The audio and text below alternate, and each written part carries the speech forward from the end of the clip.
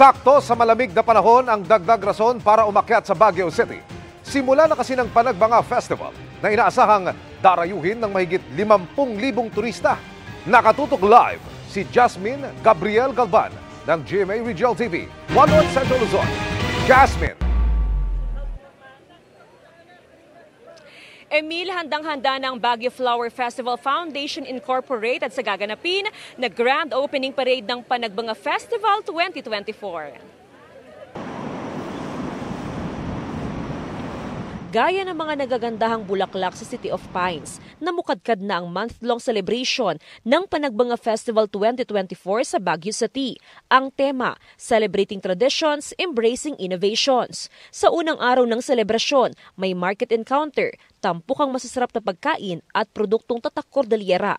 Sa Melvin Jones Football Ground naman, agaw pansin ang nagagandahang landscapes na sumasalamin sa galing ng mga Cordilleran sa landscaping. Dahil yung mga flowers nila nagbubloom, pinaghahandaan talaga yung mga ganung mga landscaping nila. Parang nag-e-effort talaga yung mga taga Baguio.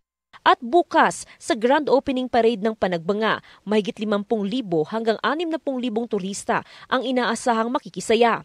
Maganda rin po kasing manood ng mga ganyang na activity nila. Safe ka dito, may marami pong mga pulis talaga na nakakalat. Kabilang sa mga mapapanood ang street dance performances. This year we have 6 elementary schools that are competing, no? Kasama din doon sa magpaparade, although hindi pa sila i-judge, are the entries doon sa ating cultural dance competition. Sarado syempre ang mga kalsadang daraanan ng parada, bagamat may mga inilaang emergency lanes. Mahigit 1,000 pulis ang i-deploy. The BCPO is assuring a peaceful and enjoyable to everyone.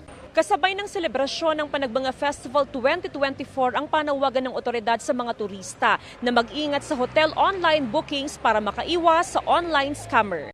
Bagamat mataas na ang hotel occupancy rate, may mga available pang hotel at transient accommodations. Emil, nakaschedule sa huling linggo ng Pebrero yung highlights ng Panagbanga Festival. Sa February 24, ang Grand Street Dance Parade, habang sa February 25 naman ang Grand Float Parade. Emil? Maraming salamat, Jasmine Gabriel Galban ng GMA Regional TV, One North Central Luzon.